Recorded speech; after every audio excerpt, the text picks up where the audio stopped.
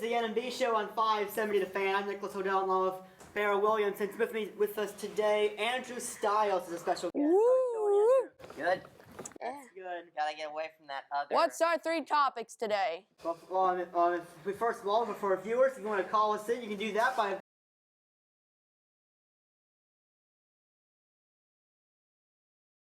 Ooh. And first up, we're going to discuss the NBA Finals in Game 7. What a game it was. Oh, yes, it was a big game. How about you, Andrew? This was the Warriors choked at the end. That's what I think that happened. With 4:50 left, 89 all game, the Warriors missed all last 9 of their shots. They had such a good chance to win that game. They had such a good chance to win that series 3-1. Everybody's saying the Cavs won that series.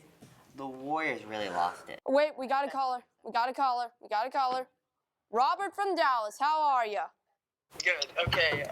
If the Warriors would have won Game 7, who do you think would have gotten Finals MVP? Oh my goodness. That's a good question. You know that the league would want to have given it to Curry, but I feel like Draymond deserved it, but I feel like the league would try to put it on Curry just because he's the face of the Warriors right now. Here's the issue. You're going to put it on Green, who got suspended for Game 5 and had a terrible Game 6? Is that why would you put the Green? Yeah. Why don't you just do a co-MVP? Here's the question. The guy who's done okay or the guy who had a great Game 7 probably, if they won, would have won it for them. It's all in the way. It would have been a very tough vote. So it's kind of good that the Cavs won because now it's just easy LeBron. Yeah, easy to LeBron. LeBron was basically the Cavaliers for most of that series. He did such good, but if you're talking about the Warriors, I think the NBA would want to give it to Curry. The people voting on it would want to give it to Curry, and they would stay away from Draymond, even if the game would have come down to that point. Yeah. So thanks, Robert from Dallas. Well, I think we talked a lot about Game 7. Let's move on to some interesting topics we have. The MLS. Soccer. Will it find a home in America? I say no, but they have a little bit of a goal that by 2022 they'll be one of the most competing leagues in the world. Here's the issue. The MLS almost seems like a retirement league for those players overseas, and here's the other sports that have so much more than the MLS right now that the MLS has to pass. The MLS has to pass at least these sports to prove that it can compete with the NFL, MLB, and NBA. You have to pass the PGA Tour. You've got to find a way to get past NASCAR. It's just really hard. You've got the NHL. You're going to have to push the NHL out of the way a little bit. It just seems really unlikely that the MLS, with all the sports that are around, can actually get a home in America. They can be a secondary sport like the NHL, but that's it. I did some research, and on their 20th anniversary, they did have a grade about 7 million.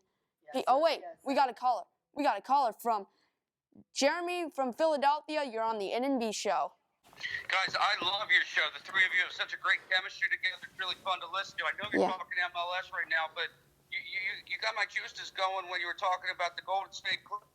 Question is, why is nobody talking about the coaching job or lack of coaching job Steve Kerr did down the stretch? His team went to street ball with 3 minutes left. There was no coaching, no timeouts. He let his team do whatever they wanted. No defensive adjustments. Nobody is talking about Steve Kerr. They're just talking about Steph Curry and LeBron James. Yeah, you're absolutely right. Horrible coaching by Steve Kerr. He had way too much hope in his team to just go street ball, even though when he had plenty of examples that this wasn't working. He needed to realize, I mean, with about a minute left, it was already obvious street ball wasn't working. You had to go to something else. You had to run a play. You had to realize Draymond's hot. You had to realize who's hot. They kept passing it to Curry, who was pretty much a gigantic ice block, kept bricking shots. I mean, you're right. Kerr should have done something. Horrible coaching job by Kerr. Yeah, I was sitting at the TV like, I can't even imagine. It's like, what was going through Kerr's brain? He was just letting his team run the entire show. He just was all hands off, and it miraculously backfired. Yeah. Well, wait, we got another caller. Who's this? Barrow, Texas. I gotta ask you guys a question. What? Whose legacy was more damaged? Stephen Curry. Oh, wait, no, I got a better idea. How does this finals affect LeBron's legacy? It obviously improves it, of course, but does it skyrocket it or does it just stay the same? You always can say, hey, I beat the team with the best record, but I don't think it changes much. I mean, I think it more hurts the Warriors' legacy. Say your name.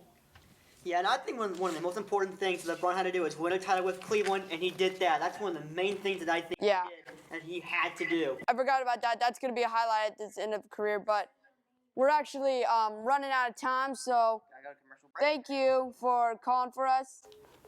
And that was the NNB show starring Andrew Styles. That's all the time we have for today. Thank you for tuning in, and tune in tomorrow.